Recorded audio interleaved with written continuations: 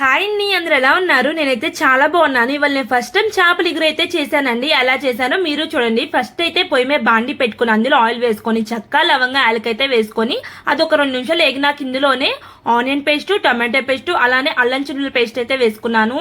దీన్ని ఒక 2 నిమిషాలు ఎగినాక ఇందులోనే మళ్ళీ ఉప్పు పసుపు వేసుకొని దాన్ని అయితే శుభ్రంగా కలిపెట్టేసుకున్నాను. అది కొంచెం కలిసిపోయి నాకు ఇందులోనే కారం యాడ్ చేసుకున్నాను.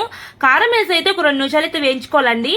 ఇందుకు చేప అని చెప్పాక ఏ చేపో చెప్పలేదు కదా, ఇది ఇండియన్ సాల్మన్ ఫిష్ అండి. మొన్న మా వారు హార్బర్ వెళ్ళారు, అక్కడైతే తీసుకొచ్చారు. ఇక దాంతో ఈరోజు నేను ఎగురైతే పెట్టాను.